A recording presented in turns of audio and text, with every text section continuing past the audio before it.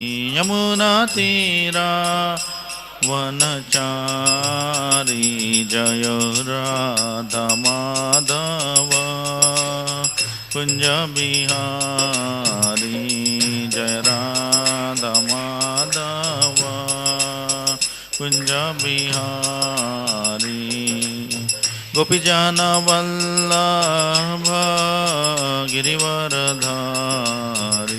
जय गोपीजन वल्लभ गिरिवरधारी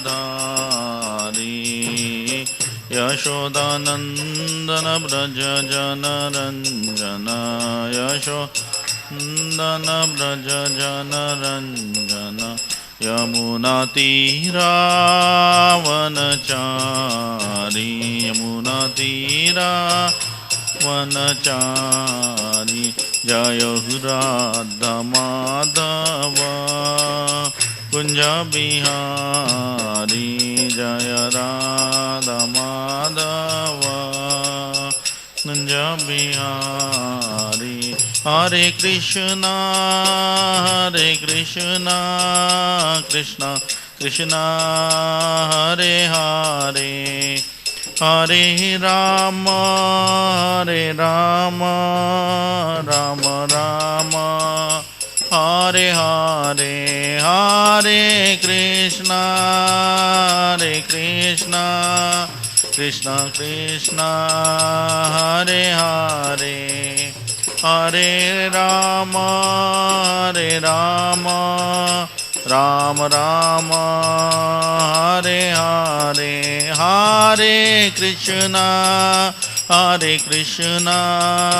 कृष्ण कृष्ण हरे हरे हरे राम राम राम हरे हरे हरे कृष्ण कृष्ण कृष्ण हरे हरे हरे राम राम राम हरे हरे जय राधा कुंज बिहारी राधा कुंज बिहारी राधे राधा कुंज बिहारी राधा जय गौरनीताय जय गौरनीताय गौरनीताय जय गौरनीताय गौरनीताय गौरनीताय गौरनीताय जय गौरनीताय जय जय प्रभुपाद प्रभुपाद प्रभुपाद प्रभुपाद जय जय प्रभुपाद प्रभुपाद प्रभुपाद निताय गौर हरि बोल हरि बोल हरि बोल हरि बोल निताय गौर हरि बोल हरि बोल हरि बोल हरि बोल।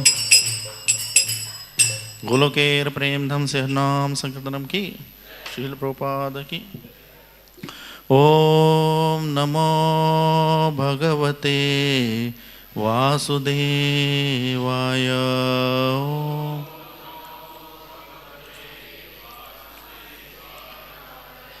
ओम नमो भगवते वासुदेवाय।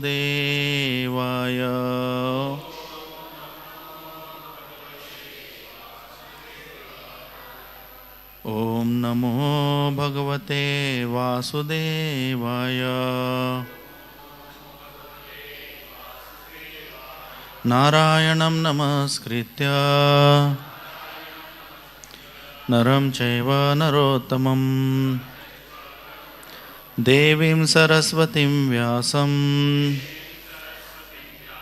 ततो जयमुदीरये। नष्टप्रायेषु भद्रेषु नित्यं भागवत सेवया भगवतेरुत्तमश्लोके भक्तिर्भवति नैष्टिकी कृष्णाय वासुदेवाय देवकी नंदनाय च नंदगोपकुमाराय गोविंदाय नमो नमः।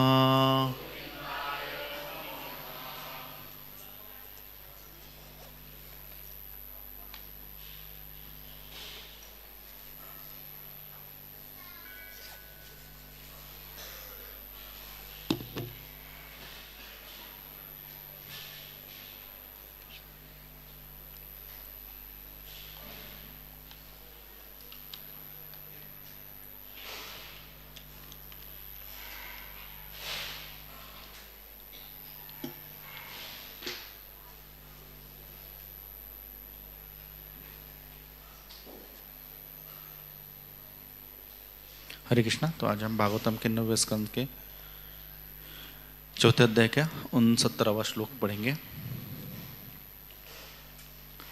उपायं कथयिष्यामि तव विप्र शृणुष्वत अयं ह्यात्मा विचारस्ते यतस्तं याहि माचिरम् साधुषु प्रहितं तेज प्रहर्तु कुरुते शिवम् उपायं कथयिष्यामि तव विप्र शृणुष्वत अयं ह्यात्मा विचारस्ते यतस्तं याहि माचिरम् साधुषु प्रहितं तेजः प्रहर्तु कुरुते शिवम् उपायं कथयिष्यामि तव विप्र शृणुष्वत अयं ह्यात्मा विचारस्ते यतस्तं याहि माचिरम् साधुषु प्रहितं तेजः प्रहर्तु कुरुते शिवम्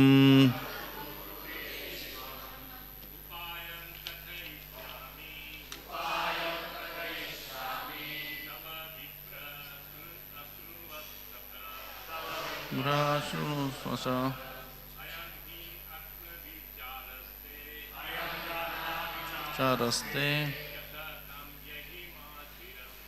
यत्सं याहि माचिरम् साधुषु प्राहितं तेजः प्रहर्तु कुरुते शिवम् उपायं कथयिष्यामि तव विप्र शृणुष्वत अयं यात्मा विचारस्ते यतस्तं याहि माचिरम् साधुषु प्रहितं तेजः प्रहर्तु कुरुते शिवम् उपायं कथयिष्यामि तव विप्र शृणुष्वत अयं ह्यात्मा विचारस्ते यतस्तं याहि माचिरम् साधुषु प्रहितं तेजः प्रहर्तु कुरुते शिवम् उपायं कथयिष्यामि तव विप्र शृणुष्वत अयं ह्यात्मा विचारस्ते यतस्तं याहि माचिरम् साधुषु प्रहितं तेजः प्रहर्तु कुरुते शिवम् उपायं कथयिष्यामि तव विप्रा शृणुष्वत अयम यात्मा विचारस्ते यतस्तं याहि माचिरम् साधुषो प्रहितं तेजः प्रहर्तु कुरुते शिवम्। शब्दशार्थ अनुवाद तथा तात्पर्य अभय चरणारविंद भक्तिवेदांत स्वामी श्रील प्रभुपाद द्वारा। श्रील प्रभुपाद की उपायम, इस भयावह स्थिति से बचने का उपाय। कथयिष्यामि, तुम्हें बतलाऊंगा। तव, इस संकट से तुम्हारे उद्धार का। विप्र, हे ब्राह्मण, शुणुष्व, मुझसे सुनो। तथा, जो मैं कहूँ। अयम, तुम्हारे द्वारा की गई कार्यवाही। ही, निस्संदेह। आत्म अभिचार, स्वयं से ईर्ष्या।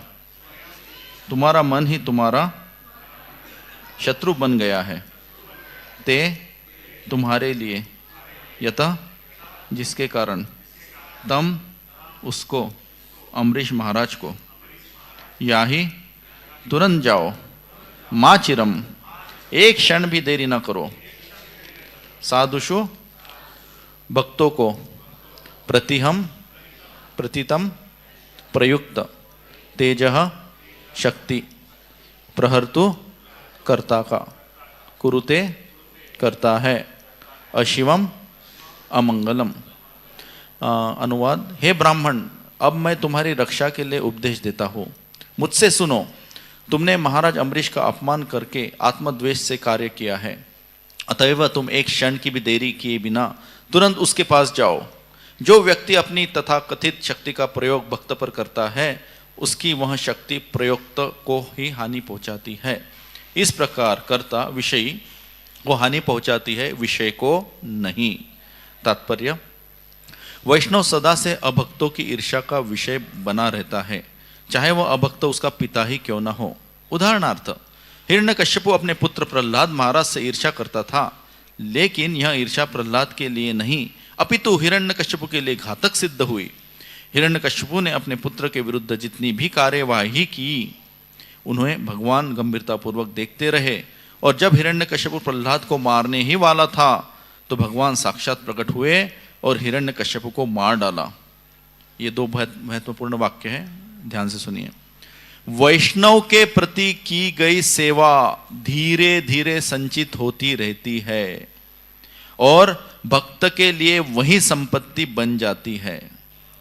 इसी प्रकार भक्त के विरुद्ध किए गए हानिप्रद कार्यकलाप धीरे धीरे कर्ता के पतन के कारण बनते हैं।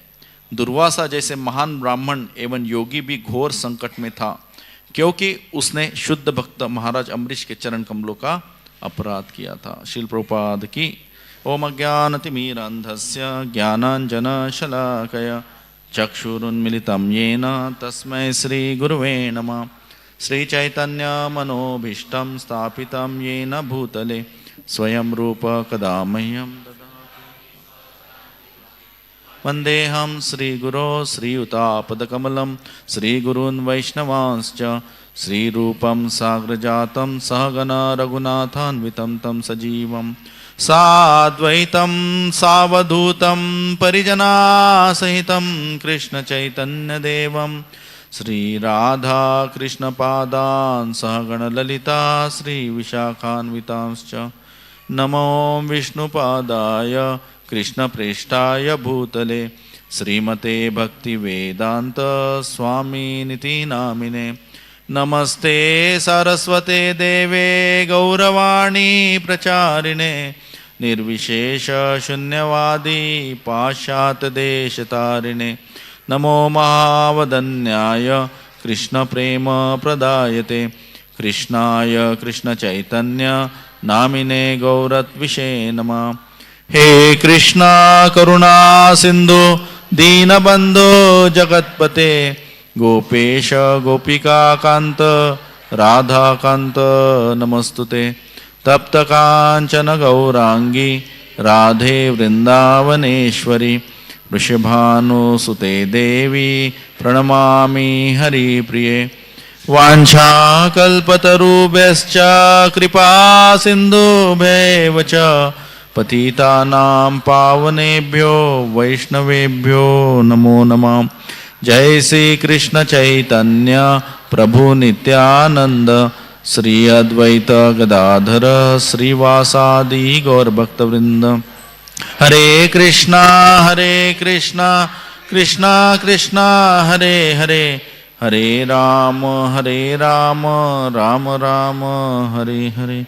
मुखं करोति वाचालं पंगुं लंघयते गिरिं यत्कृपातमं वन्दे श्रीगुरुं दीनतारिणं। नहितान्मनस्तव कथास्तु विकुण्ठनाथ सम्प्रीयते दुरितदुष्टं साधु तीव्रं कामातुरं हर्षशोकभयजनार्थ तस्मिन् कथं तव गतिं विमुषामि दीनम्। हरे कृष्णा। तो इस भागवत कक्षा में सभी भक्तों का स्वागत है, विशेष करके कार्तिक मास में, दामोदर मास में जो 5 मुख्य अंग है भक्ति के, वह करने से बहुत ज़्यादा फायदा प्रदान होता है। उसी साथ में सभी वरिष्ठ भक्त, मेरे सहकर्मी और जो भी भक्त यहाँ पे मौजूद हैं, उनसे प्रार्थना करना चाहूँगा कि उनका आशीर्वाद प्रदान हुआ रहे, जिससे कि हम भागवतम पे चर्चा करने का प्रयास करें, क्योंकि भक्तों के आशीर्वाद के बिना कोई कुछ नहीं कर सकता है। विशेष करके भागवतम पे चर्चा करना तो बहुत दूर की बात है। तो सभी भक्तों से नम्र निवेदन है कि आपके तहो दिल से, मन से आशीर्वाद दीजिए, जिससे कि हम कुछ चर्चा कर सकें। तो यहाँ पे हम देख सकते हैं कि ये बहुत बार भागवतम में रिपीटेड थीम है कि भक्तों का अपराध बहुत ज़्यादा सीरियसली लिया जाता है, बहुत ज़्यादा गंभीरता से लिया जाता है। तो हमें प्रभुपाद 2 वाक्य बताते हैं, जिसके आधार पर हम आज की कक्षा पे चर्चा करने का प्रयास करेंगे।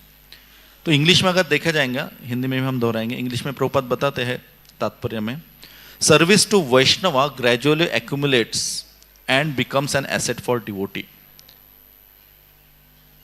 भक्तों को जो सेवा करते हैं, भक्तों की जो सेवा करते हैं, वो क्या होता है, धीरे धीरे संचित होती है और भक्तों के लिए क्या बन जाती है, एक पूंजी बन जाती है, संपत्ति बन जाती है। उसके विपरीत दूसरा बताते हैं प्रभुपाद तुरंत, similarly harmful activities directed against the devotees gradually become the ultimate cause of performers fall down. उसके विपरीत भक्तों के खिलाफ, भक्तों के अगेंस्ट अगर कोई आप कार्यकलाप करोगे तो धीरे धीरे वह क्या हो जाती है, आपके पतन का कारण बन जाती है। बहुत महत्वपूर्ण से ध्यान से देखिए, Prabhupada is using 2 words for both lines, gradually. Prabhupada कौन सा शब्द यूज कर रहे हैं, ग्रेजुअली, धीरे धीरे, एक साथ नहीं। बहुत महत्वपूर्ण है, क्योंकि यहाँ पे बहुत सारे डॉक्टर लोग भी रहेंगे, कोई मरीज भी रहेंगे आपके, तो आप देखते रहेंगे शरीर में कोई व्याधि होती है, आप बोलते हैं अरे मैं तो स्मोकिंग कर रहा हूँ, मैं तो शराब पी रहा हूँ, ये कर रहा हूँ, मुझे तो कुछ नहीं हो, देखो आपसे ज्यादा फिट हूं मैं। नहीं, आप अगर गलत कार्य करेंगे तो आपके शरीर में धीरे धीरे व्याधि बढ़ेगी। कैंसर एक दिन में आ जाता है क्या, धीरे धीरे शुरुआत होती है, और जब तक हमें पता चल जाता है तब तक स्टेज 2, स्टेज 3, स्टेज 4 कुछ नहीं कर पाते, है कि नहीं। तो धीरे धीरे शब्द बहुत महत्वपूर्ण है, यहाँ पे प्रभुपाद बोल रहे हैं। तो हिंदी में वापस दोहराऊंगा मैं, वहां पे प्रभुपाद क्या बोल रहे हैं, वैष्णव के प्रति की गई सेवा धीरे धीरे संचित होती रहती है और भक्त के लिए वही संपत्ति बन जाती है। और दूसरा वाक्य बोलते हैं, इसी प्रकार भक्त के विरुद्ध किए गए हानिप्रद कार्यकलाप धीरे धीरे कर्ता के पतन का कारण बनते हैं। लेकिन हम शास्त्र में देखेंगे, ये धीरे धीरे अगर आपको स्टोरी बताएंगे तो भागवतम 12 स्कंद के बजाय 12,000 स्कंद हो जाएंगे, है कि नहीं। इसलिए अगर आप शास्त्र में जो उदाहरण देखेंगे वो इंस्टेंट रहते हैं। वो कैसे रहते हैं, तुरंत अम्बरीश महाराज का अपमान किया, उनका अपराध किया, तुरंत क्या हो गया, सुदर्शन चक्र से किसको तकलीफ हुई, दुर्वासा मुनि को हुई, है कि नहीं। तो हमें एक गंभीरता बताने के लिए यहाँ पे तुरंत बताते हैं कि कैसे भी कोई आप पुण्य करो तुरंत रिजल्ट मिलेगा, भक्ति करो तुरंत रिजल्ट मिलेगा, कोई अपराध करो तुरंत उसका आपको परिणाम प्राप्त होगा। तो ये अध्याय बहुत महत्वपूर्ण है। अगर आप 9वें अध्याय में अम्बरीश महाराज का कथा पढ़ेंगे तो शुरुआत इसकी नभाग से होती है, ईशानु कथा, यह 9वें स्कंद का मुख्य भाग है, ईश कथा। तो नभाग के पुत्र थे नाभाग, वो ब्रह्मचारी बने, ब्रह्मचारी बनने के बाद वापस घर में आए, बोले मुझे प्रॉपर्टी किस्सा चाहिए। होता है कई बार कोई ब्रह्मचारी बनता है, फिर ब्रह्मचारी के बाद गृहस्थ बनता है, फिर गया अपने पिताजी के पास और बोले मुझे क्या चाहिए, प्रॉपर्टी का हिस्सा चाहिए। तो बाकी भाई लोग बोले हमने प्रॉपर्टी बांट दी है, तो आपके हिस्से में कौन आए? आपके पिताजी। पिताजी का ख्याल रखिए, है कि नहीं? बहुत बार ऐसा होता है ना, होता है। अभी शास्त्रों में दिया है, व्यक्तिगत रूप से भी होता है, हमने बहुत सारी कथाएं देखी है। लेकिन पिताजी वो आज्ञापूर्वक, ब्रह्मचर्य रहा इतना दिन, आज्ञापूर्वक रहता है, वो तुरंत पिताजी के पास जाता है, बोलते हैं कि आपके पास है, आप मेरे संपत्ति का हिस्सा बन चुके हो, प्रॉपर्टी आप ही हो मेरे, मुझे बताइए क्या करो। तो बताते हैं कि ऐसा ऐसा यज्ञ हो रहा है शिव जी का, वहां पे जाइए आप, और वहां पे जो यज्ञ होने के बाद साधुओं को प्रसन्न कीजिए, और यज्ञ की जो वेल्थ आएगी वो आपको लेके जा सकते हैं। तो नाभाग जाते हैं, वो वेल्थ लेते हैं, लेकिन वहां पे शिव जी आते हैं। शिव जी बोलते नहीं, ये नहीं ले सकते, ये तो मेरा वो हिस्सा है। बिल्कुल एरोगेंट नहीं रहते, बहुत नम्रता से पूछते मैं क्या करूं अभी। ऐसा नहीं बोलते मुझे पिताजी ने बोला। भाई किसने बताया आपको? आपके पिताजी ने बताया, जाके उनसे ही पूछिए इसका क्या करना है। वापस पिताजी के पास जाते हैं नाभाग, वो पूछते हैं हाँ ये तो बराबर है, वो तो शिव जी है, यज्ञ किसके प्रसन्नता के लिए हो रहा है? शिव जी के। तो वापस जाते हैं और बोलते हैं कि नहीं ये आप ही का है, आप पूरा आपका यज्ञ का हिस्सा लेके जाइए शिव जी, है कि नहीं? शिव जी प्रसन्न होते, और प्रसन्न होने के बाद उनको पूरा वैदिक ज्ञान नाभाग को देते हैं। और ये ब्रह्मचारी तन गृहस्था, उनके पुत्र कौन बने? अम्बरीश महाराज। अम्बरीश महाराज की जय, है कि नहीं? और अम्बरीश महाराज तो उच्च कोटि के प्रेमी भक्त थे। हालांकि पूरे दुनिया का राज उनके पास था, लेकिन वो कभी भी कुछ और नहीं करते थे। और इसीलिए ना प्रसाद ब्रह्म शापोपी, जब सुखदेव गोस्वामी बोलते हैं कि कोई ब्राह्मण का शाप उन्हें लगा नहीं, तो तुरंत परीक्षित महाराज बोलते अरे ये कौन व्यक्तिमत्व है जिसको ब्राह्मण का शाप लगा नहीं। क्यों? क्योंकि परीक्षित महाराज स्वयं भागवतम किस लिए पढ़ रहे हैं? किस लिए पढ़ रहे थे? उनको भी शाप प्रदान हुआ था शमीक ऋषि का, बराबर कि नहीं? श्रृंगी का शाप उन्हें प्रदान हुआ था, उसलिए वहां भागवतम सुन रहे थे। तो तुरंत उन्होंने पूछा क्या? अरे कैसा शाप नहीं लगा, मुझे बताइए, मुझे बहुत उत्साह है। और दूसरा कारण था कि अम्बरीश महाराज क्या है? बहुत बड़े प्रेमी भक्त है। तो प्रेमी भक्त का जैसे नाम आता है उसको एक्सपांड करके सुखदेव गोस्वामी बताते हैं। तो एक प्रश्न आ सकता है, भागवतम ये रिकैप कर रहे हैं हम पूरा स्कंद, क्योंकि सब लोग रोज आते नहीं हैं। उसके बाद फिर आगे अगर जाएंगे 21वें श्लोक में अम्बरीश महाराज के गुणगान बताए, सवै मन कृष्ण पदारविंदे। उसके बाद में कि कैसे वह पूरे इंद्रिया मन बुद्धि सब भगवान की सेवा में लगाते हैं। तो राज कैसे कर रहे थे? अरे अगर कोई मॉर्निंग प्रोग्राम कर रहा है, जप कर रहा है, 64 माला, फास्टिंग कर रहा है, एकादशी व्रत कर रहा है, सरकार कौन चला रहा है? राज्य कौन चला रहा है कि नहीं? प्रश्न है। तो विश्वनाथ चक्र ठाकुर बहुत सुंदर कमेंट्री लिखते हैं, वो बोलते हैं कि ब्राह्मणों ने, वैष्णव ने उन्हें कहा कि आप 24 घंटे भगवान का सेवा में लगो, इस्कॉन में जाओ, उधर ही रहो, राज्य कैसे चलेगा? आपके मैनेजर लोग को लगाओ। आपके मैनेजर लोग क्या करेंगे? राज्य चलाएंगे। अरे अगर किसी को पता चला कि राजा पूरी तरह से भक्ति में लीन है, तो शत्रु क्या कर देंगे? आक्रमण करेंगे। ये तो स्वाभाविक है। नहीं, क्योंकि वो भगवान की भक्ति में लीन थे। भगवान ने सुदर्शन चक्र को आशीर्वाद दिया था, इसके राज्य की रक्षा करना ये किसका जवाबदारी है, किसका कर्तव्य है? सुदर्शन चक्र आपका कर्तव्य है। तो सुदर्शन चक्र हमेशा अम्बरीश महाराज के राज्य का क्या करता था? संरक्षण करते थे। तो इसी तरह चल रहे थे। तो यहां पे हम देख सकते हैं कि अम्बरीश महाराज कोई भी स्थिति रहो, चाहे राजा हो, चाहे सामने दानव आया था, दुर्वास मुनि के बालों से निकला हुआ राक्षस, श्री राधा कुंज बिहारी भगवान की, गौरनिताय चंद्र भगवान की, उनका राक्षस भी आया था, तभी भी भक्ति नहीं छोड़ी। राजा थे तभी भी भक्ति नहीं छोड़ी। कोई भी स्थिति रहो उसमें भक्ति नहीं छोड़ी। तो जीव गोस्वामी भक्ति संदर्भ में बहुत सुंदर एक श्लोक बताते हैं। वे कहते हैं, भागवतम का 2.36 श्लोक है, उसमें कहते हैं तस्मा सर्वात्मा राजन हरि सर्वत्र सर्वदा श्रोतव्य कीर्तितव्यश्च स्मर्तव्य भगवान नृणाम।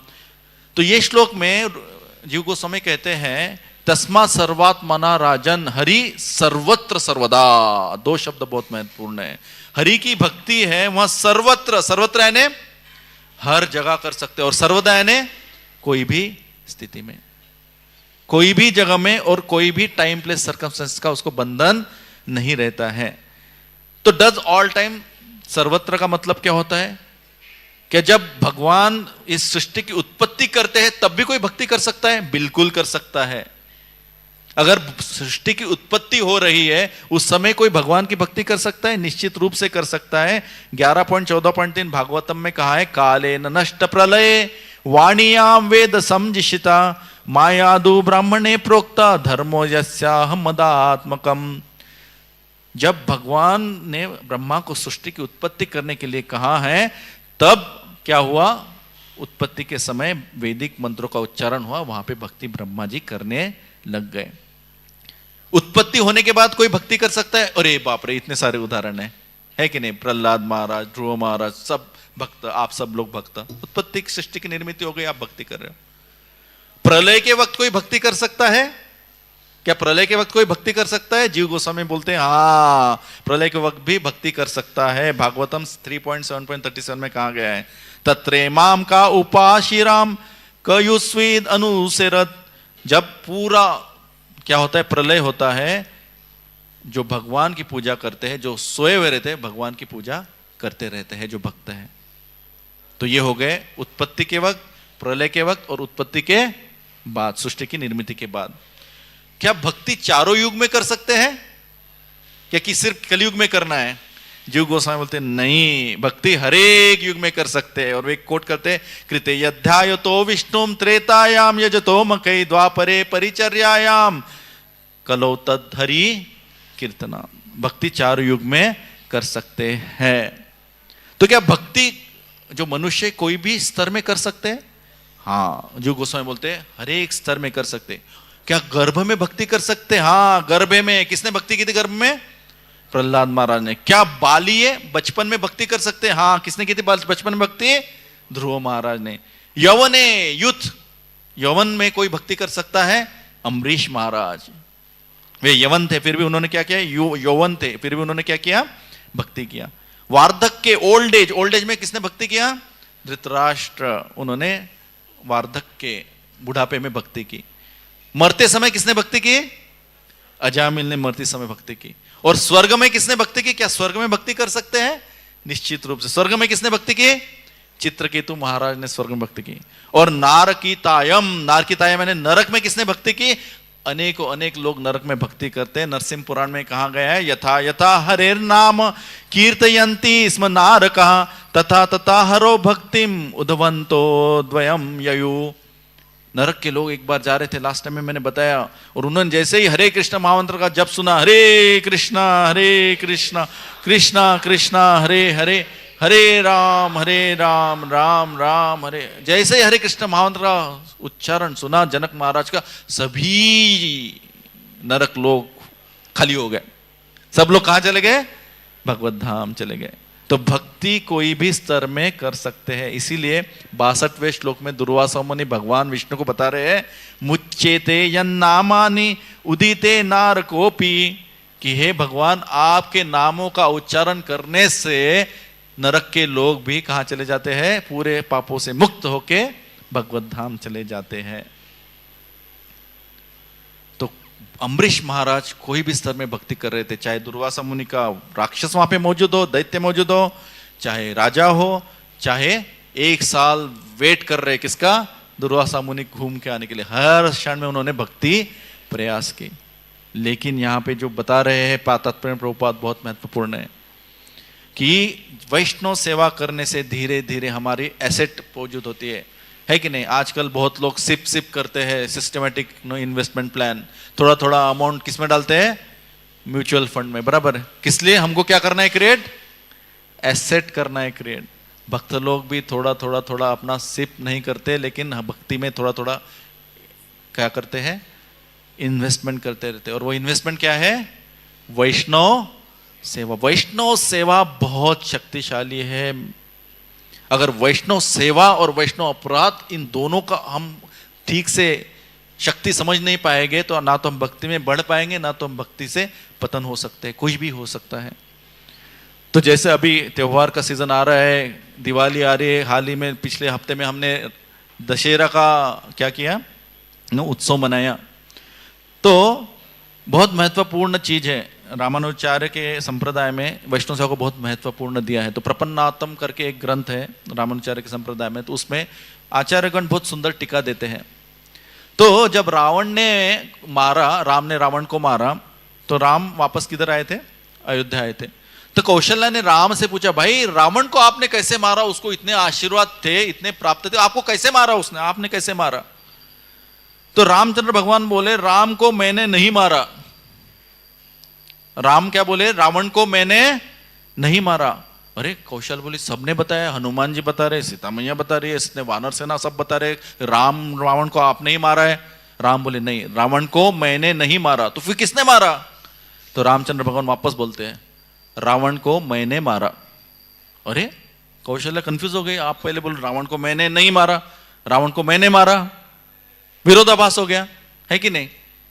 तो रामचंद्र भगवान कौशल्या को समझाते हैं, रावण को मैं स्पेस ने मारा, यानी उसके अहंकार ने मारा। रामचंद्र भगवान की है कि नहीं? तो रावण क्यों मरा, उसमें बहुत सारा गुह्य तात्पर्य है। सबसे पहले हम देखते हैं कि रावण को लगता था कि उसने बहुत सारी तपस्या की। सबको पता है रावण ने क्या तपस्या की? तो उसके दशानन थे, 10 सिर थे, बहुत ज्यादा तपस्या करके उसने किसको प्रसन्न किया? शिव जी को। और फिर भी शिव जी आ नहीं रहे थे, तपस्या कर रहा है, तो फिर उसने क्या किया? एक एक सर काट के यज्ञ में डालते गया। पहला सर काटा, शिव जी ने आए, दूसरा सर काटा, शिव जी ने आए, 10 के 10 सर काट के यज्ञ में डालने वाला था। तो शिव जी प्रसन्न हो गए। तो शिव जी बोले, बोलो क्या आशीर्वाद चाहिए भाई, जबरदस्ती कर रहा है, इतना कर रहा है। देवता लोग को बहुत परेशानी होती दानों से। ये न के न प्रकार है ना, आपको पोस्ट पे बिठाया, देना है इसलिए ले लो, ये पैसा आया देना पड़ेगा, कुछ ऑप्शन नहीं है कि नहीं? जैसा उदाहरण देते हैं हम, एक छोटा बच्चा है, वो दुकान में जाता है, 50 रुपए लेके, बोलता है मेरे को सिगरेट का पैकेट दो। दुकानदार क्या करेगा? दे 50 रुपए, ये ले सिगरेट का पैकेट, है कि नहीं? और वो पप्पा के पास जाता है, पिताजी के पास जाता है, बोलता पप्पा मेरे को 50 रुपए दो, किस लिए? सिगरेट का पैकेट लेना। क्या मिलेगा उसको? यहाँ पर मिलेगा, है कि नहीं? देवता और भगवान में ये फर्क है। देवताओं को पोस्ट पे बिठाए, आपको आपका तपस्या मिल गया, आपको क्या करना है? आशीर्वाद देना है, जो भी आपको देना है देना पड़ेगा कंपल्सरी। उसके लिए अच्छा है या नहीं, वो आपको सोचने की ज्यादा आवश्यकता नहीं है। लेकिन रावण को क्या लगा? वो इनविंसिबल हो गया, अभी उसको कोई हरा नहीं पाएगा। आशीर्वाद मांगा उसने, नर नहीं मार सकता है, नर और जानवर छोड़ के बाकी कोई नहीं मार सकता है। उसको लगा हिरण्यकश्यप का ही अवतार था। तो शिवजी ने आशीर्वाद दिया और कैलाश में बैठे, और कैलाश में पार्वती से बताने लगे कि पार्वती, मैंने तो इसको आशीर्वाद दे दिया है रावण को, लेकिन अभी मुझे पता है कि रामचंद्र भगवान इसका संहार करने आने वाले हैं। तो फिर तो पार्वती ने पूछा, आप क्या करने वाले हो? मुझे भी इच्छा है कि मैं रामचंद्र भगवान का मदद करूं इसका संहार करने के लिए। पार्वती बोली, अरे शिवजी आप ऐसा कैसा बोल रहे हो? आपके भक्त है रावण, आपने उसको इतने सारे आशीर्वाद दिए हैं, कैसा उसका संहार कर सकते हैं? लोगों का आपके ऊपर का विश्वास उड़ जाएगा कि शिवजी आशीर्वाद देते फिर भेष बदल के रामचंद्र का साथ देते, है कि नहीं? तो शिवजी बोले, चिंता मत करो, रावण बहुत अहंकारी है, उसके कितने सर थे? 10 सर थे, लेकिन मेरे कितने रुद्र अवतार है? कितने रुद्र अवतार है शिव जी के? 11। भागवतम में बताया गया है 12वें स्कंद 12वें श्लोक में, मन्युर महीनासो महान चीवारता ध्वज उग्र रेता भवान कालो वामदेवो धृताव्रत। 3:12 तीसरा स्कंद 12वां अध्याय 12वें श्लोक में बताया गया है। ब्रह्मा जी कह रहे हैं कि रुद्र आपके 11 अवतार रहेंगे, 11 भाग रहेंगे।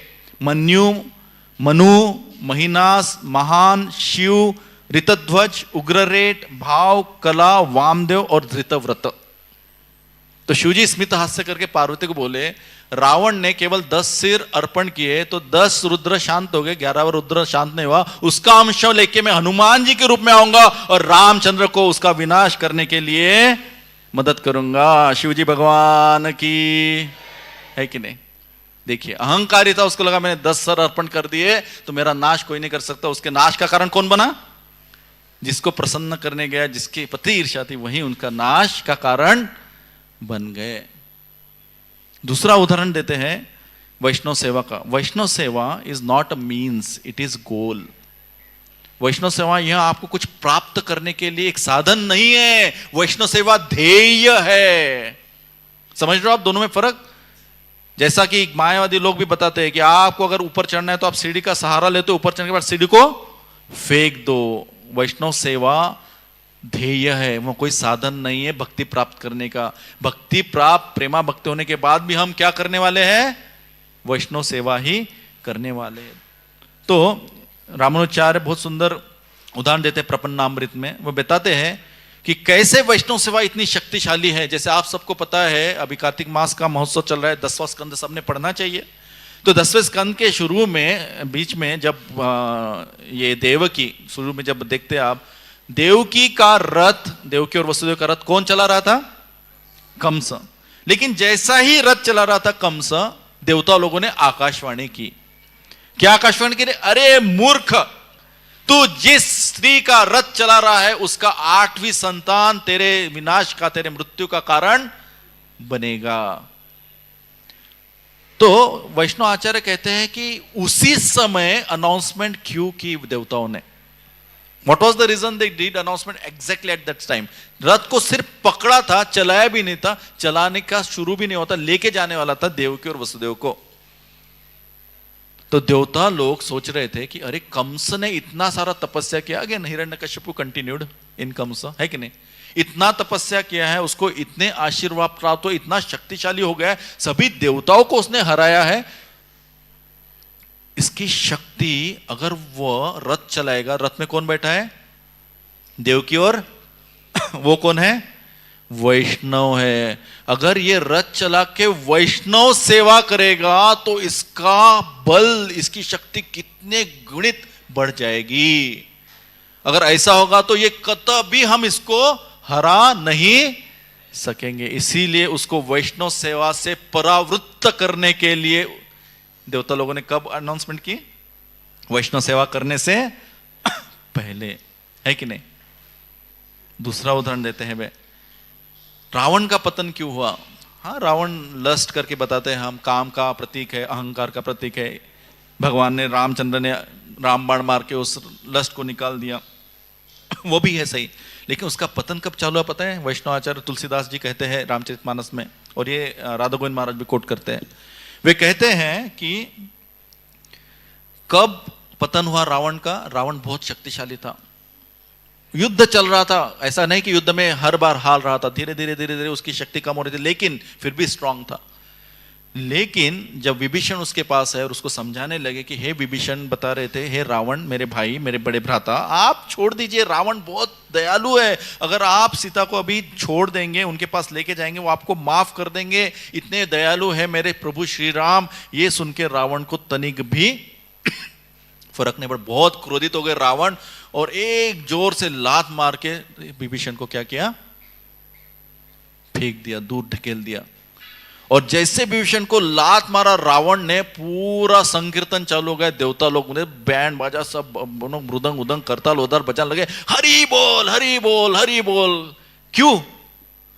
क्योंकि देवताओं को समझ गया अभी रावण का पतन 100% गारंटीड।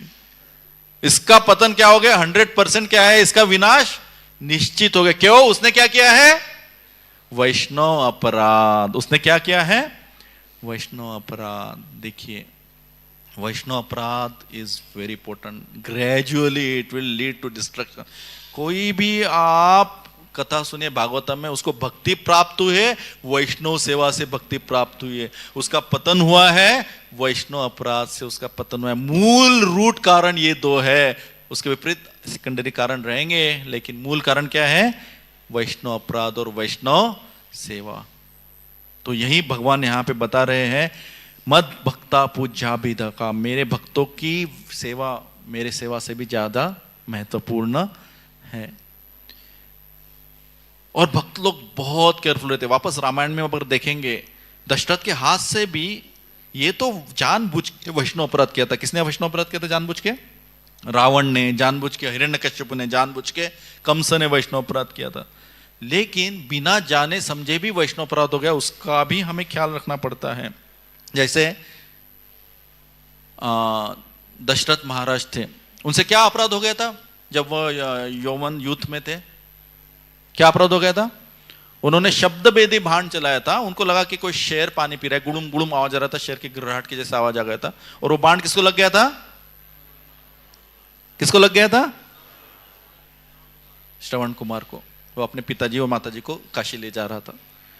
उसके बाद क्या ऑब्वियसली शाप मिला कि आपके बच्चे का भी ऐसा ही होएगा, ये होएगा, सब शाप मिल गया, वो बात अलग है।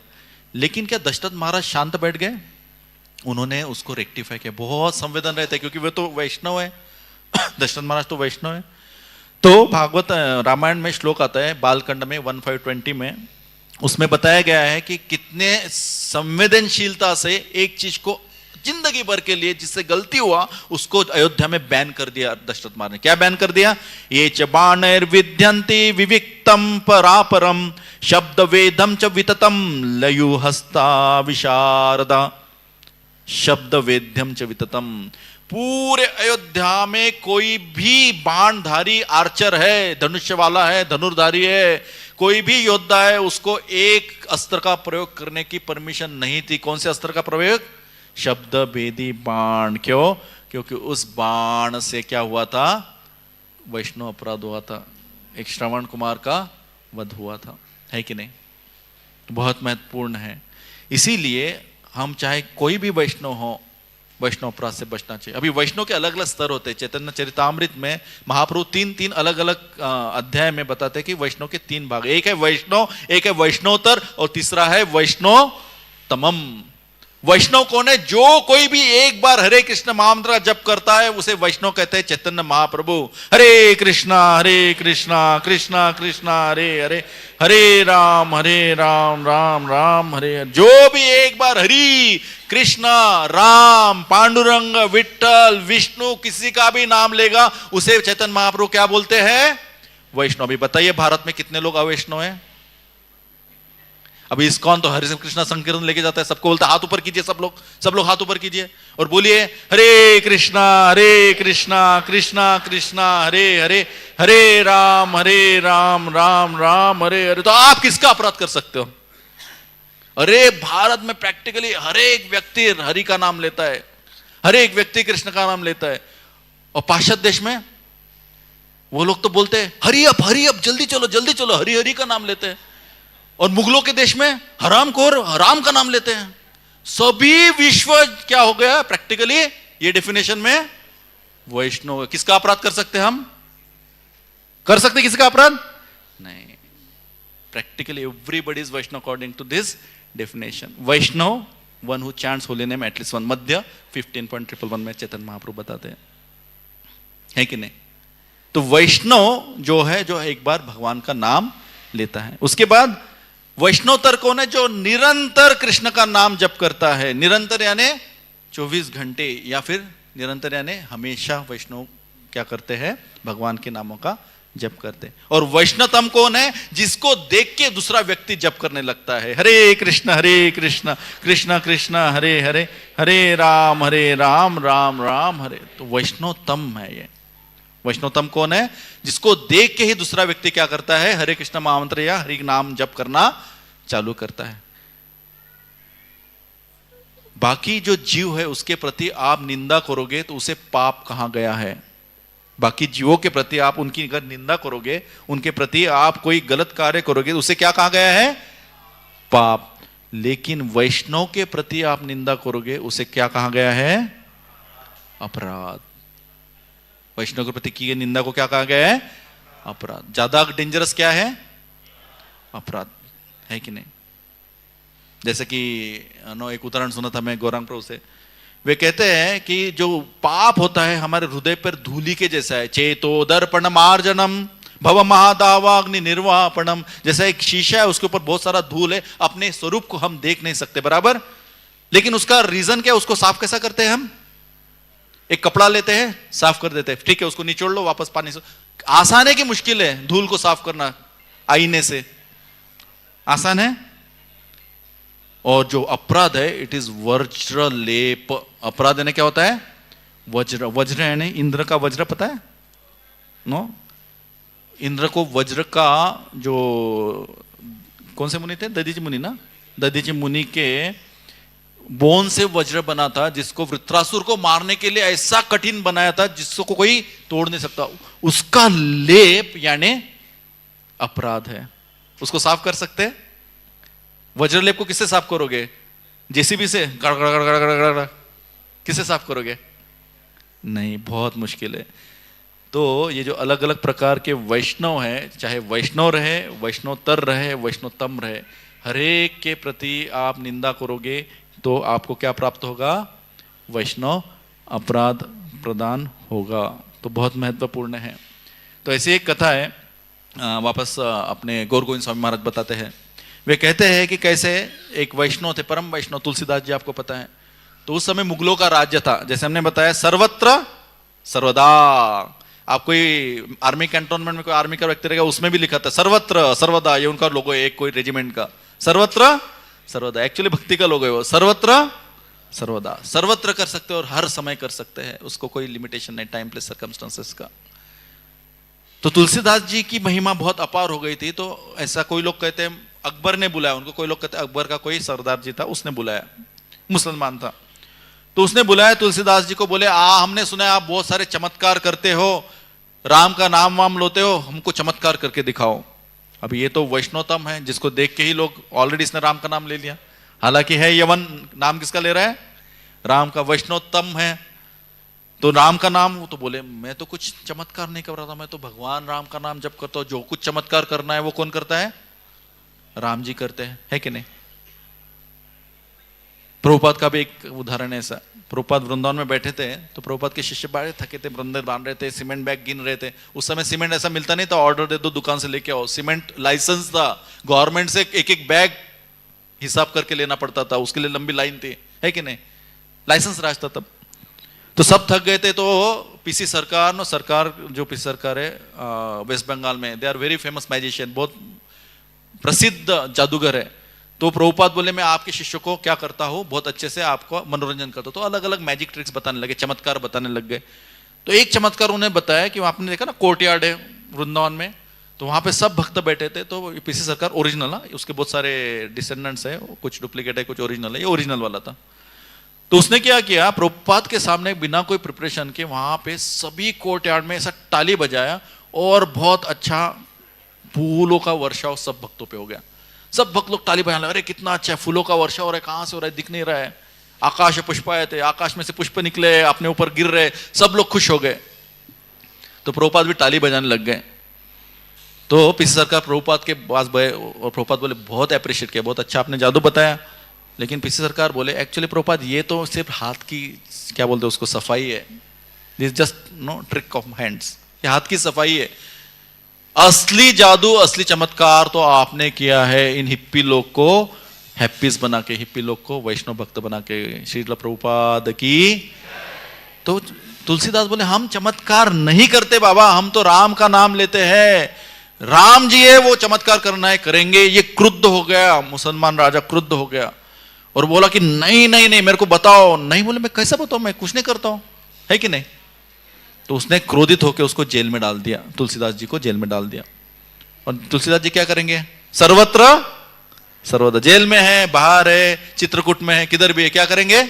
श्री राम जय जय राम, श्री राम जय जय राम, श्री राम जय जय राम, श्री राम जय जय राम, श्री राम जय जय राम, श्री राम जय जय राम, श्री राम जय जय राम, श्री राम जय जय राम। बोलो रघुपति राघव राजा राम, पतित पावन सीताराम, रघुपति राजा राम, पतित पावन सीताराम, सीताराम सीताराम, सीताराम जय लक्ष्मण हनुमान, सीताराम सीताराम, सीताराम जय लक्ष्मण हनुमान। बोलो रघुपति राघव राजा राम, पतित पावन सीताराम, रघुपति राजा राम, पतित पावन सीताराम। कुछ फर्क नहीं पड़ा तुलसीदास जी को, गा रहे राम का भजन, लेकिन किसको फर्क पड़ा? राम भगवान को। अचानक पूरे राज्य में हजारों हजारों लाखों ने करोड़ों बंदर आ गए और पूरे राज्य में उत्पत्ति विनाशकारी काम करने लगे। घरों में गए, खिड़की तोड़ रहे थे, खाने का खा रहे थे, सब फल फूल तोड़ रहे थे। राजा के राज्य घर में भी गए, राज्यसभा में गए, उसको भी तोड़े, सिंहासन को तोड़ा, राजा को सर नोच रहे, ये निकाल, ये डर गए। राजा बोले कौन है ये, कहां से इतने करोड़ों करोड़ों, एक तो एक दूसरा मंकी आता तो उसको पकड़ देते हम, ये करोड़ों कहां से आए बंदर। तब उसको समझ में आया कि अरे मैंने किसको जेल में डाला है, तुलसीदास जी को। और तुरंत उसे समझ में आया, उसने बोला तुलसीदास जी को बाहर निकलिए, आपको छोड़ देता हूं, कृपया इन बंदरों को भेज दीजिए। और तुलसीदास ने प्रार्थना किया, मैंने तो कुछ किया ही नहीं है, तो मैं क्या बताऊं, वो बंदर आए हैं, जिसका अपराध किया आपने मुझे छोड़ दिया तो शायद चले जाएंगे। तो अपने आप से जब तुलसीदास जी को सम्मान किया, उनका आदर तिथ्य किया, उसको छोड़ दिया, उसके बाद बंदर अपने आप कहां चले गए, जहां से आ गए थे वहां चले, किसको पता नहीं कहां से, किसको पता नहीं कहां चले गए। वैष्णोत्तमम, वैष्णोत्तम का भी अपराध करोगे तो आपको तुरंत क्या मिल जाएगा, उसका अपराध मिल जाएगा। अहम भक्त पराधीनो हय अश्वान तत्र इव द्विज साधु बिर्ग्रस्त हृदयोर भक्तिर भक्त जनप्रिय। यही अध्याय में श्लोक आता है, हम भक्त पराधीनो, भगवान बोल रहे हैं मैं भक्त के अधीन हूं, भक्तों का अपराध मुझे सहन नहीं होता है। साधवो हृदयम मह्यम साधुनाम हृदयम तो अहम मद अन्यते न जानाति ना हम तेभ्यो मनागपि। दुर्वासा मुनि सन्यासी थे, दुर्वासा मुनि तपस्वी थे, दुर्वासा मुनि प्रसिद्ध थे उनकी तपस्या के लिए। अम्बरीश महाराज गृहस्थ थे, अम्बरीश महाराज राजा थे, अम्बरीश महाराज पूरे प्रजा के साथ रहते थे। लेकिन साधवो हृदयो मह्यम, भगवान किसके हृदय में थे, और भगवान के हृदय में कौन थे, अम्बरीश महाराज, ना कि तपस्वी कौन, दुर्वासा मुनि। तो इसीलिए बहुत महत्वपूर्ण है। अभी ये तो ग्रॉस वैष्णव अपराध हो गया। अपने शास्त्र इतने सूक्ष्म है ना, हमको बहुत ज्यादा संभाविकता से देखना चाहिए। जैसा कोई सोचता था, बोलते थे कि अरे हम इस्कॉन में आते थे, हरि का नाम लेते थे, किधर भी जाए पांडुरंग बोलते थे, जप करते थे, कैसा तो कुछ फर्क नहीं पड़ता। इस्कॉन में आपने डरा दिया हमको, क्या डरा दिया, जब भी ठीक से करना है, नहीं तो क्या हो जाएगा, नामापराध हो जाएगा, और नामापराध जब करोगे कृष्ण प्रेम नहीं मिलेगा। अरे हम डर गए भाई, इस्कॉन में डरा देते, नहीं डराना नहीं है, आपको सूक्ष्मता पता होनी चाहिए कि जब कैसा करना है। नहीं करेंगे ठीक से तो क्या होएगा, उसका फल विपरीत ही प्राप्त होगा, है कि नहीं। हालांकि जब में वैसा होता नहीं, नामाबा से नामापराध है और शुद्ध नाम भी है, लेकिन सूक्ष्म से सूक्ष्म स्तर पे एक्सट्रीम उदाहरण शास्त्रों में दिए गए हैं। ये उदाहरण है कि अम्बरीश महाराज को मारने का प्रयास किया गया है, और एक उदाहरण है यहां पे रूप गोस्वामी भगवान कृष्ण की लीला का आस्वादन कर रहे हैं। राधा रानी श्रृंगार कर रही है, आईने में देख रही है, राधा रानी को पता नहीं है, और पीछे से कृष्णा के टुपक से पीछे से दिख जाते हैं। तो राधा रानी को आईने में, शीशे में क्या दिखती है, भगवान कृष्ण का श्याम सुंदर स्वरूप सुंदर दिखता है। और यह लीला देख के स्वरूप गोस्वामी स्मित हास्य करते हैं। इसके 2-3 वर्जन है। कोई बोलते हैं कि वो छड़ी पकड़ के राधा रानी थी तो वो उड़ गई, तो 2-3 वर्जन है उसके। लेकिन मूल उद्देश्य है कि रूप गोस्वामी समाधि में थे, और समाधि में क्या देख रहे थे, भगवान कृष्ण की लीला देख रहे थे। और लीला देखते देखते उन्होंने क्या किया, स्मित हास्य किया, हंसने लग गए, आंखें बंद पूरी तरह से भौतिक जग के परे। लेकिन वहां से एक वैष्णव थे जिनको विकलांग थे, जिनका पैर ठीक नहीं था, वैष्णव जा रहे थे, और वैष्णव जो जा रहे थे उनको लगा कि रूप गोस्वामी मेरे तरफ देख के क्या कर रहे हैं, हंस रहे हैं, उनको अपमान लगा और वे चले गए अपमानित होकर। तुरंत रूप गोस्वामी के जो ध्यान था वह क्या हो गया, नष्ट हो गया। और रूप गोस्वामी तो एकदम शुद्ध, ऑब्वियसली नो मंजरी है, हमारे आचार्य, तुरंत उनको पता चला कुछ तो गड़बड़ हुआ है, मैंने जानबूझ के वैष्णव अपराध किया नहीं, कोई वैष्णव को किधर तो मेरे से क्या हुआ है, प्रॉब्लम हुआ है। सनातन गोस्वामी के पास गए, उन्होंने पूछा क्या हुआ है, बोले निश्चित रूप से कोई वैष्णव ने आपके कोई चीज का क्या किया है, आपको दुख लगा है उनको। तो एक वर्जन है उनका कि फिर वैष्णव को, सभी वैष्णव को बुलाया रूप गोस्वामी ने प्रसाद के लिए, घर पे समझने के लिए, उनका आदरातिथ्य करने के लिए, और किसी को बुरा लगा तो उनकी माफी मांगने के लिए। लेकिन वह वैष्णव छोड़ के बाकी सब वैष्णव आए। तो तभी सबको पता चल गया कि वृंदावन में एक ही वैष्णव ने आए, उसका मतलब उनको बुरा लगा। तो रूप गोस्वामी वहां गए, उनकी क्षमा याचना की।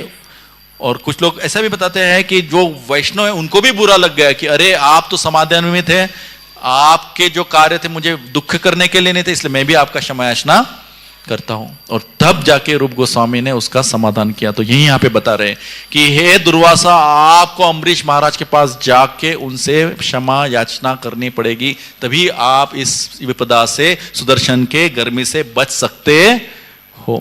देखिए, सूक्ष्म और स्थूल, ग्रॉस और सटल, दोनों वैष्णव अपराध की निंदा की गई। हम ना तो दुर्वासा मुनि है कि अपने बाल तो है ही नहीं, किसी के जिसके बाल है निकाल के दानव क्रिएट कर सकते हैं? इतना बड़ा वैष्णव अपराध कर सकते क्या हम? नहीं। ना ही हम इतने एडवांस है कि लीला में मग्न है, कोई वैष्णव आ रहे और हमसे अपराध लेके चले जाएंगे। इतने भी एडवांस नहीं है, इतने भी डेंजरस नहीं है कि नहीं? बीच की कैटेगरी है। इसलिए यहां पे इंस्टेंट हमारे लिए धीरे धीरे वैष्णव अपराध का क्या पता चलेगा? वैष्णव अपराध का रंग पता चलेगा अपने भक्ति में धीरे धीरे, है कि नहीं? और सबसे महत्वपूर्ण इसकी लीला है चैतन्य चरितामृत में गोपाल चपल की। गोपाल चपल, अभी देखिए, ये भागवतम में सतयुग में हुआ है। चैतन्य महाप्रभु महावदन्य अवतार है, लेकिन उनकी लीला में भी उन्होंने बताया कि आप चाहे कितने भी पतित हो, धूल में निकाल सकता हो। वज्र निकालना है, वज्र लेप आपको निकालना है, किसके पास जाना पड़ेगा आपको? वैष्णव से ही माफी मांगनी पड़ेगी। तो बहुत सुंदर पास्टे में आता है सीसी में, आदि लीला में 17वां अध्याय के 38 से 56वें श्लोक तक। तो हम थोड़ा सा प्रयास करेंगे, है अपने पास 5 मिनट 10 मिनट है। एक दिन विप्र नाम गोपाल चपल, पाषंडी प्रधान से दुर्मुख वाचाल। एक दिन विप्र नाम गोपाल चपल, विप्र है ने ब्राह्मण थे, और क्या थे? पाषांडी प्रधान। पाषांडी यानी श्रीवास आंगन में रोज रात को कीर्तन था, सबके लिए बंद था, सीक्रेट प्रोग्राम। जो क्वालिफाइड है उनको ही, चैतन्य महाप्रभु पंचतत्व बहुत जोर से हरे कृष्ण महामंत्र का कीर्तन करते थे। हरे कृष्ण कृष्ण कृष्ण हरे हरे, हरे राम राम राम हरे। कोई सोता नहीं था, रात भर कीर्तन। दिन में जाके सो जाते थे? नहीं, दिन में भी कीर्तन, दिन में अपनी ड्यूटीज करते थे। तो ये क्लोज डोर था, किसी को जो भी क्वालिफाइड ने उसको एंट्री नहीं था। तो सब लोग बोल रहे थे, पहले ही एनवियस रहते, पहले ही ईर्ष्यालु रहते, उसके बाद ऐसा कुछ हो रहा है तो अरे देखो तू अंदर क्या कर रहे, पता नहीं क्या क्या कर रहे बाबा, चालू होता है अपना ग्रेप वाइन, है कि नहीं? तो फिर ये गोपाल चपल वो पाषंडियों का लीडर था। पाषंडियों का क्या था? लीडर था। उसने क्या किया? भवानी पूजा सब सामग्री लान, रात्रे श्रीवासेर द्वारे स्थान लेपान। उसने भवानी यानी दुर्गा या फिर काली के पूजा का सामग्री लाके रखा। ठीक है, सामग्री लाके रखा, क्या प्रॉब्लम है? उस समय 2 लोग थे, वैष्णव थे और शाक्त थे। और शाक्त लोग जनरली, प्रभुपाद लिखते हैं, that time they were drunkards and gamblers no and womanisers. उनको ये शराब पीना और काली की पूजा करना ये उनकी आदत थी, तात्पर्य में प्रभुपाद लिखते हैं। तो शराब के साथ उन्होंने पैराफर्नेलिया श्रीवास के बाहर रखा और बोले कि देखिए देखिए कैसा है श्रीवास, रात भर क्या करते हैं ये? काली की उपासना करते हैं। बोलते हैं वैष्णव बाहर से वैष्णव तिलक लगाते, रात में क्या करते हैं? काली की उपासना करते हैं। अब ये तो इसने बोला है नित्य रात्रि करी, तो ये तो द्वेषी लोग का हो गया, लेकिन भक्त लोग कैसा उसको रिस्पॉन्ड करते हैं? सर्वत्र उनको कोई फर्क नहीं पड़ता है। श्रीवास ने सभी ब्राह्मणों को बुलाया, सभी आसपास के जो वरिष्ठ वैष्णव हैं, वरिष्ठ ब्राह्मण है, वरिष्ठ विप्र, सबको बुलाया, जो वरिष्ठ सीनियर लोग हैं उनको ही बुलाया। देखो वो क्या बोले थे? नित्य रात्रि करी आमी भवानी पूजन, आमार महिमा देख ब्राह्मण सज्जन। ओ ब्राह्मण सज्जन लोग देखिए, नित्य रात्रि में क्या करता हूं, मैं भवानी की पूजा कर रहा हूं, इसमें कोई इशू नहीं है। मैं रोज रात में क्या कर रहा हूं? भवानी की पूजा करो, ये मेरी महिमा है। देखिए मैं वैष्णव कहला रहा हूं खुद को, लेकिन मेरी महिमा क्या है? रात में मैं शाक्त के जैसे पूजा कर रहा हूं। किसने विश्वास रखा? कोई विश्वास रखेगा नहीं। सबको पता था श्रीवास ना केवल वैष्णव है, लेकिन एक बहुत सुंदर क्या है, बहुत वरिष्ठ वैष्णव भी है। उनके इंटीग्रिटी पे किसी को कोई शक नहीं था। तो सभी लोगों ने ब्राह्मणों को बुलाया कि भाई साफ सफाई करो, वहां पे गोमूत्र डाला, बाद में वहां पे अपना गोबर से पूरा साफ सफाई कर शुद्ध कर दी जगह को। लेकिन इन्होंने अपराध लिया नहीं, लोगों ने भी लिया नहीं अपराध, उनका रेपुटेशन 0% कम हुआ। इनका पर्पस क्या था? ऐसा कुछ कृत्य करने के लिए, उनका रेपुटेशन खराब करने के लिए। तो गोपाल चपल थे। आजकल हम भी भक्तों का रेपुटेशन खराब करने के लिए नए नए डिजिटल माध्यम का उपयोग करते हैं, कि नहीं? कुछ तो डाल देंगे, कुछ तो बिना प्रूफ के, बिना किसी के कैरेक्टर पे अटैक कर देंगे, आक्रमण कर देंगे, और हमको लगेगा उसकी प्रतिष्ठा क्या हो जाएगी? कम हो जाएंगे। अरे अगर वो वैष्णव है तो उसकी प्रतिष्ठा कम होना नहीं होना किसके हाथ में है? कृष्ण के हाथ में, गुरु के हाथ में। आप कहां प्रतिष्ठा कम करोगे? तो प्रतिष्ठा कम हुई नहीं हुई, उसके विपरीत। लेकिन जिसने ये कार्य किया था उसकी प्राप्ति क्या हो गई? 3 दिन रही से ही गोपाल चपल, सर्वांगे हैला कुष्ठ वहे रक्तधार। 3 दिन में, मैं बोला ना वैष्णव साहित्य में रिएक्शन फास्ट आते हैं, मर्सी भी फास्ट मिलती है। अपराध का परिणाम भी तुरंत मिलता है और भक्तों के कृपा का परिणाम भी तुरंत मिलता है। हमारे वक्त क्या होता है, प्रभुपाद के लिख रहे धीरे धीरे, अपराध का भी फल धीरे धीरे मिलेगा, वैष्णव सेवा का भी फल धीरे धीरे मिलेगा। 3 दिन में गोपाल चपल को कुष्ठ रोग हो गया, पूरे बदन से उसके रक्तधारा, रक्त का प्रवाह होने लग गया। और गोपाल चपल क्योंकि कुष्ठ रोग इन्फेक्शियस रहता है, उस समय तो बहुत थे, तो उसको घाव से बाहर निकाल दिया, तो गंगा के तीर में एक झाड़ के नीचे जाके बैठ के रहने लग गया। तो एक दिन क्या हो गया, चैतन्य महाप्रभु वहां गए स्नान करने के लिए, तो चैतन्य महाप्रभु महावदन्य है, तो उसने क्या बोला, लोक सब उद्धारिते तुम्हार अवतार, मुनि बड़ दुखी मोर करह उद्धार। चैतन्य महाप्रभु को देखे बोले आप अवतार है, आप लोगों का उद्धार करने आए हैं, चैतन्य महाप्रभु कृपया मेरा उद्धार कीजिए, मुझे बहुत पीड़ा हो रही है, इस कुष्ठ रोग से मुझे बहुत दुख हो रही है। प्रभुपाद बोलते हैं गोपाल चपल नालायक था, वैष्णव अपराधी था, बहुत वाचाल था, बड़बड़ करता था, लेकिन उसमें एक क्वालिटी थी, वो सरल था। क्या क्वालिटी थी उसमें? He was simple. प्रभुपाद लिखते वो सरल था, वह विश्वास था उसको पूरी तरह। चैतन्य महाप्रभु कौन है? भगवान है। चैतन्य महाप्रभु भगवान है, वह विश्वास था उसको। लेकिन क्योंकि वो अपराधी था, वो बोल रहा था, उसको लगता था उद्धार करना है शारीरिक दोष को निकालना, भगवान की कृपा मिलना है, शारीरिक दोष रह सकते हैं, तकलीफें रह सकती है, लेकिन भगवान की प्रेम भक्ति बढ़ती है। That is actual mercy of Krishna. भगवान की वास्तविक कृपा ने आपको भगवान के करीब लेके जाएगी। चैतन्य महाप्रभु देखा और बोले कि नहीं गड़बड़ है, तू गलत आदमी के पास आए। जैसे कि विष्णु ने बोला दुर्वासा को, गलत आदमी के पास, वो तो वैकुंठ गए थे, है कि नहीं, ये मायापुर में थे। वो बोले आरे पापी भक्त द्वेषी तोरे ना उद्धारी मो। अरे पापी, पापी तो है ही है तू, लेकिन ज्यादा क्या है, भक्त द्वेषी, तोरे ना उद्धारी मो, तेरा कभी उद्धार नहीं करूंगा मैं। कोटि जन्म यही मटे कीड़े या खावी मो। एक जन्म क्या, कोटि कोटि जन्म में तेरे शरीर को कीड़े खाए। बाप रे, कौन दे रहा है शाप? कौन दे रहा है? महावदन्याय चैतन्य महाप्रभु, सबसे मर्सीफुल इनकारनेशन, सबसे मर्सीफुल, सबसे दयामय अवतार बोल रहे कि कोटि जन्म कीड़े सड़ो तेरे शरीर में। शिवा से करीला तुई भवानी पूजन, कोटि जन्म हबे तोर रौरव पति न। श्रीवास के पति तूने भवानी पूजा का थाट रचा के उसका अपराध करने का प्रयास किया है। कोटि जन्म तू रौरव नाम के नरक में सड़ता रहे। एक तो कोटि जन्म कीड़े रहे तेरे शरीर में, उसके बाद कोटि जन्म किधर सड़ तू? रौरव करके नरक में। ये सुन के जमीन हिल गई, किसके नीचे की? गोपाल चपल के। बाद में चैतन्य महाप्रभु वापस जगन्नाथपुरी गए, फिर वापस आए, फिर कुलीना ग्राम है, वहां पे सब नो फेमस है वो वैष्णव अपराध उदाहरण करके उस जगह को बताया गया है। तो वहां पे आए और फिर वहां पे गोपाल चपल को अपनी मिस्टेक समझ और गोपाल चपल को वापस बोले महाप्रभु, क्या बोले? शिवासर पंडितेर स्थान आचे अपराध, तहा यहाँ तेहनो यदि करे न प्रसाद, तबे तोर हबे एई पाप विमोचन, यदि पुनः ऐचे नहीं कर आचरण। आपको अगर इस कुष्ठ रोग से, इस वैष्णव अपराध से बचना है तो आपको किसके पास जाना पड़ेगा? श्रीवास ठाकुर। श्रीवास पंडितेर स्थान आचे अपराध, तभी आपका अपराध क्या हो जाएगा? दूर हो जाएगा।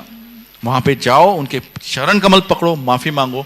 और वैसा ही किया गोपाल चपल ने। कुलीना ग्राम में जब चैतन्य महाप्रभु आए, श्रीवास ठाकुर थे, उनके सामने उन्होंने श्रीवास ठाकुर के चरण कमल पकड़े और तब जाके उनका कुष्ठ रोग भी गया और वैष्णव अपराध का जो वज्र लेप है वह भी दूर हो गया और वे भगवान की भक्ति में लग गए। हरे कृष्ण कृष्ण कृष्ण हरे हरे, हरे राम राम राम हरे। उसके विपरीत हम देखते हैं, एक दुखी नाम की लड़की थी, ये तो वैष्णव अपराध कर रहे थे। दुखी नाम की लड़की तो बैकग्राउंड में रह के सेवा कर रही थी, कलश ला रही थी, गंगा से दे रही थी, भगवान का अभिषेक चल रहा था। चैतन्य महाप्रभु का श्रीवास आंगन में महाप्रकाश लीला में अनेक घड़े किसके?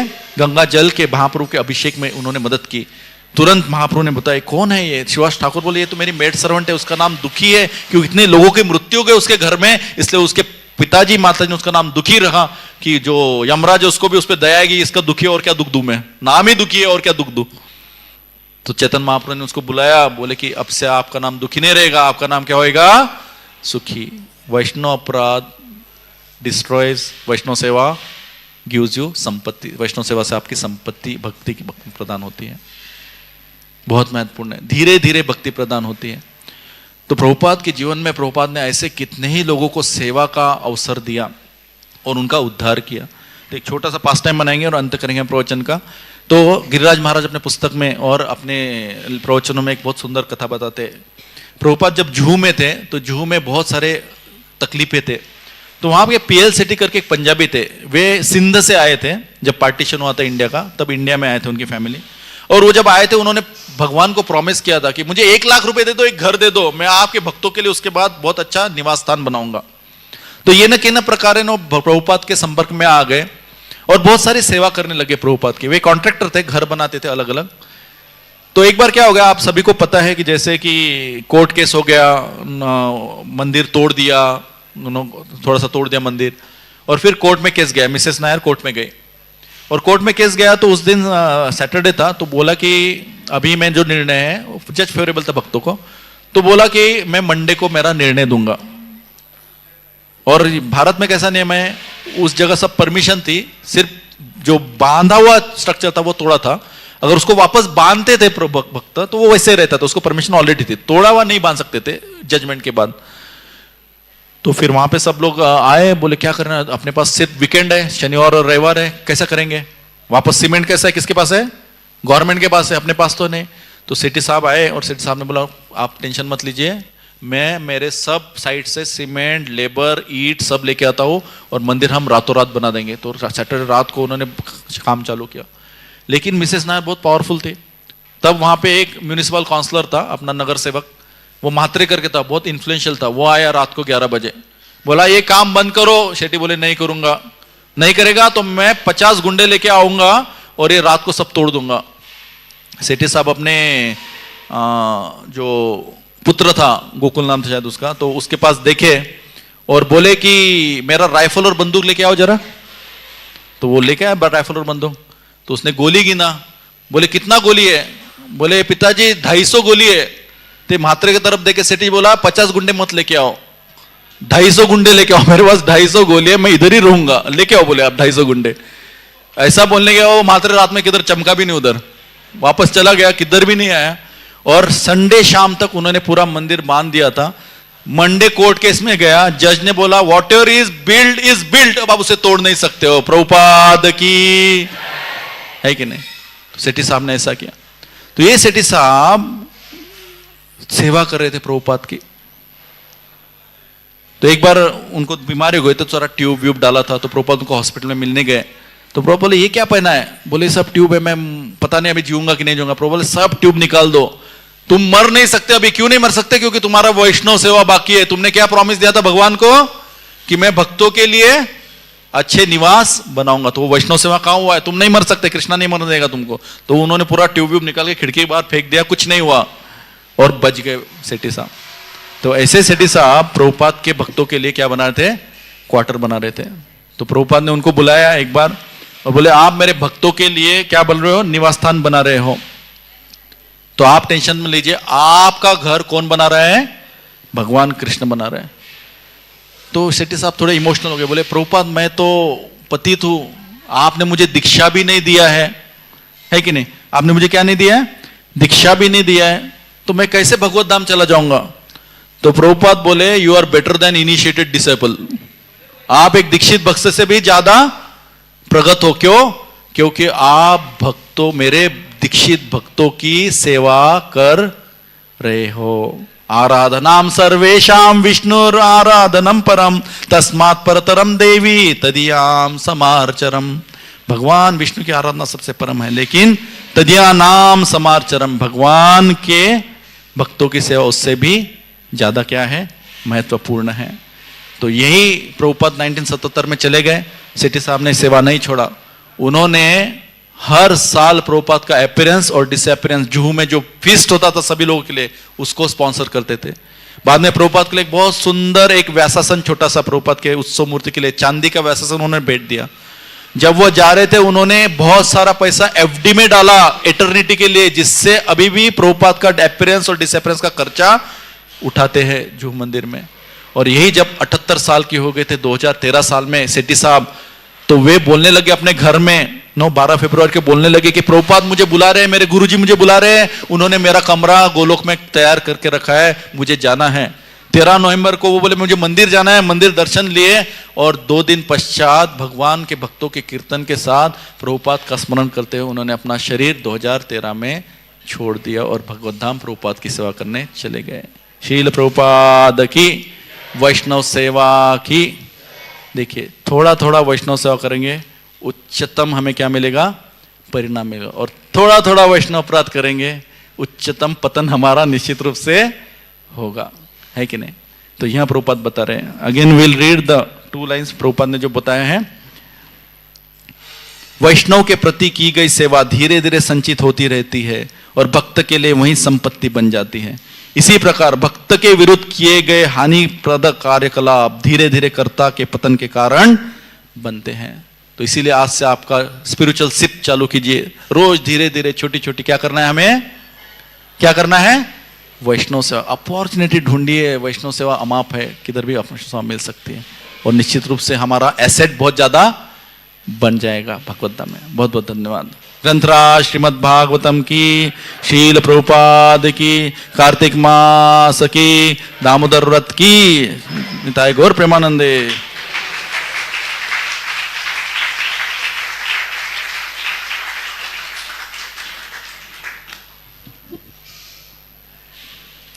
हरे कृष्णा। आइए हम धन्यवाद देते हैं हिज ग्रेस वामन देव प्रभु का। इतने सुंदर तरीके से उन्होंने हमें वैष्णव सेवा और वैष्णव अपराध के बारे में बताया कि कितना घोर होता है, कितना सूक्ष्म और स्थूल लेवल पे हम वैष्णव अपराध और वैष्णव सेवा अगर करेंगे तो क्या उसका फल होता है, क्या उसका असर होता है। और वैष्णव सेवा हमारा ध्येय होना चाहिए, हमारा ध्येय है, ना कि कोई मीन से हमें कुछ प्राप्त करने के लिए। और उसके बाद उन्होंने बताया कि सर्वत्र सर्वदा भक्ति हम कर सकते हैं। और सबसे महत्व की बात उन्होंने बताया कि हमें अपना SIP जो सभी करते हैं, अपना स्पिरिचुअल SIP करना है और हर रोज़ उसका इंस्टॉलमेंट, आज का इंस्टॉलमेंट आपका चला गया है तो ऐसे ही आप ये हर इंस्टॉलमेंट देते रहिए, आते रहिए मंदिर में और भक्ति जितना है अर्चना करते रहिए। और अभी सबसे बड़ी बात है कि अभी जो है बोनस पीरियड चल रहा है, एक का 100 टाइम्स आपको मिलने वाला है, तो ये बोनस टाइम कैप्चर कीजिए, इसका फ़ायदा उठाइए।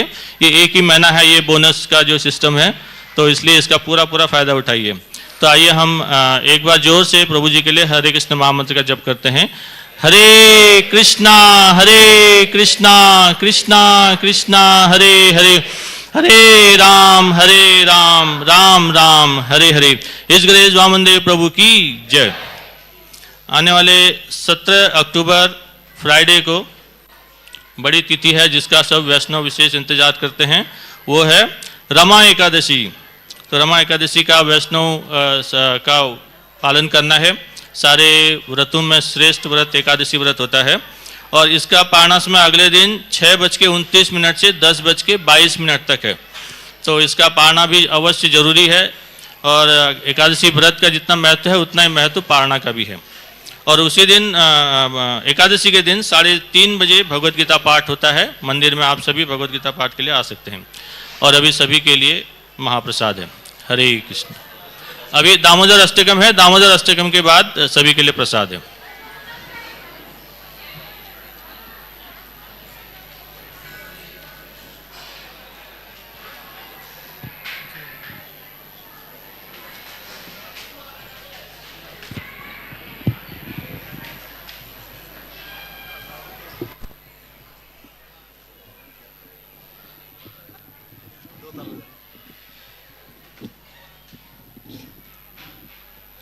हरि बोल। जयो राधा दामोदर राधा दामोदर राधे।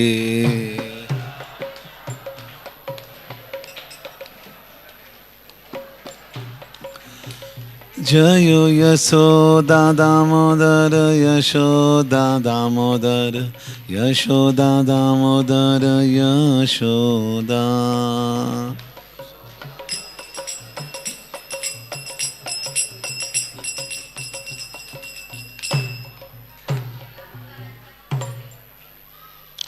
नमामीश्वरम्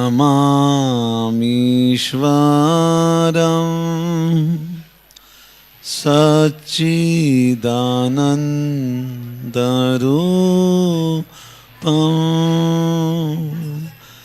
लसत्कुण्डलङ्गो कुले व्रजमानं नमः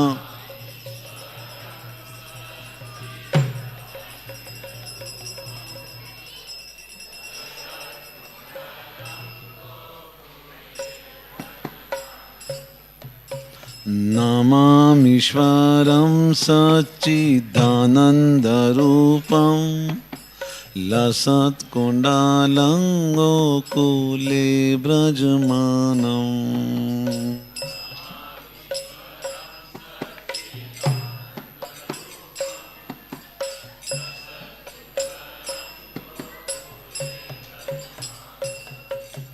यशोदाभियालोकलब्ध्वदमानं परं हृष्टामात्यं ततो धृतगोप्या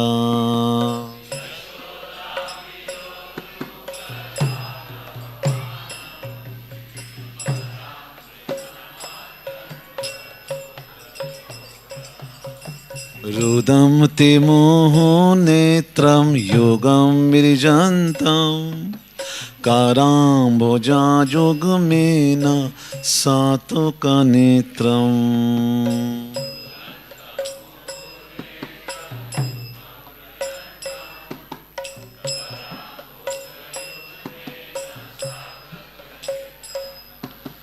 मोहश्वासकम्पातिरे कण्ठकण्ठा स्थितग्रीवोद्दामोदरं भक्तिवादा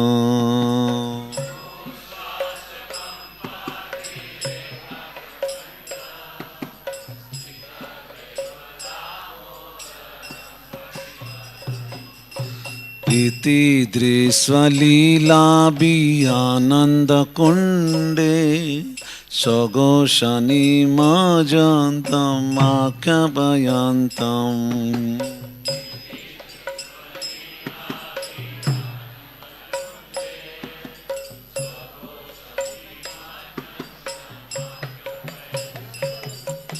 तदीये सितागेषु भक्तिर्जितात्वं पुनः प्रेमातस्तं सतावृति वन्दे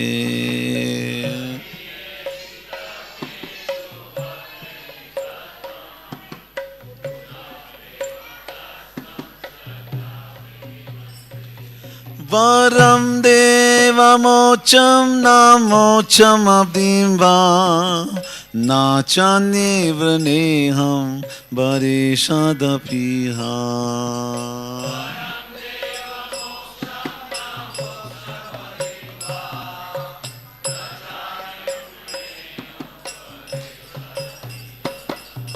इदं ते बपुनाथ गोपालबालं सदा मे मानस्य विरास्तां किमन्ये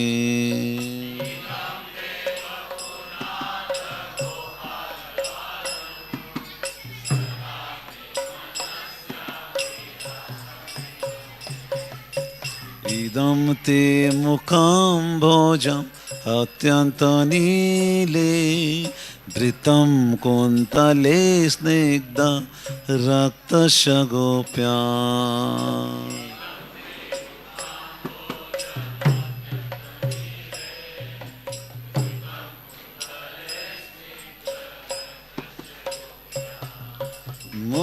मुहुशुम्बितं बिम्बरक्तधरां मे मनस्य विरास्ताम् अलं लक्षलाभे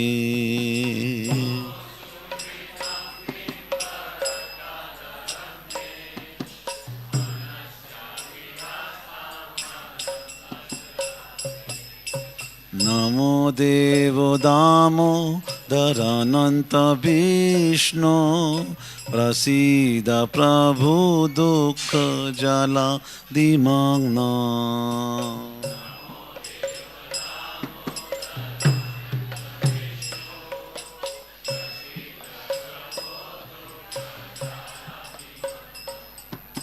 कृपा दृष्टि वृष्टि याति दीनान् बतानो गृहाणि सामाज्ञा मेदतृष्या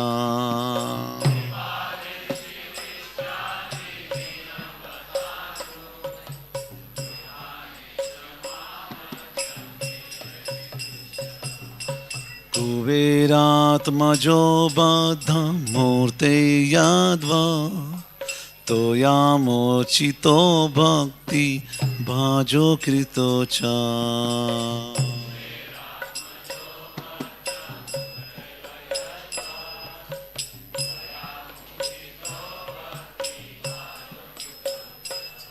तथा प्रेम भक्तिं सखा में प्रयच्छा नामो चे गृहो में स्ति दामोदरिहा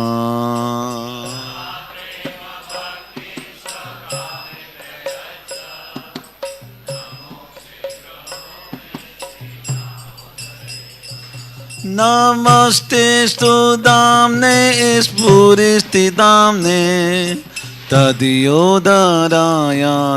विश्वसधाम्ने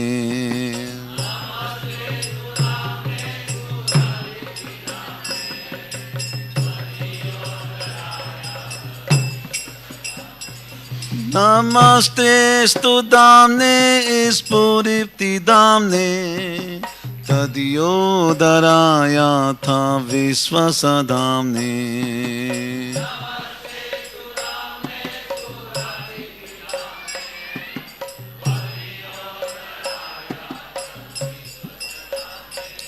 नमो राधिकाय तदीय प्रियाय नमो नन्दलीलाय देवाय तुभ्याम्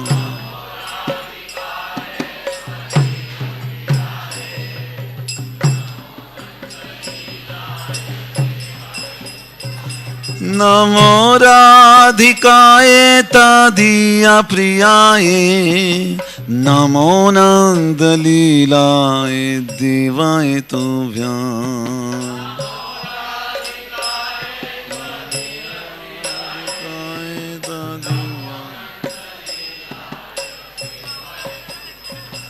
नमो राधिकाय तदीय प्रियाय नमो नन्दलीलाय देवाय तुभ्याम्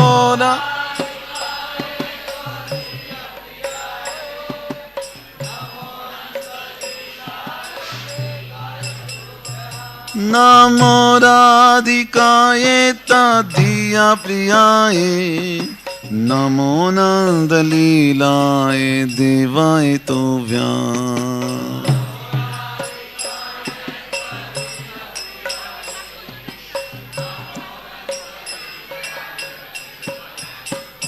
हरे कृष्णा कृष्णा कृष्णा हरे हरे हरे राम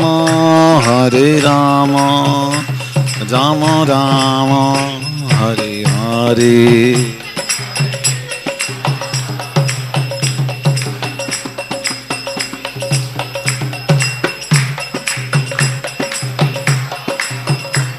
हरे राम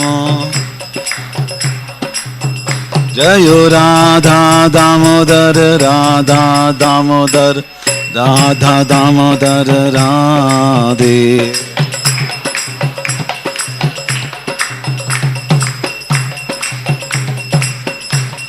जयो यशोदा दामोदर यशोदा दामोदर यशोदा दामोदर यशोदा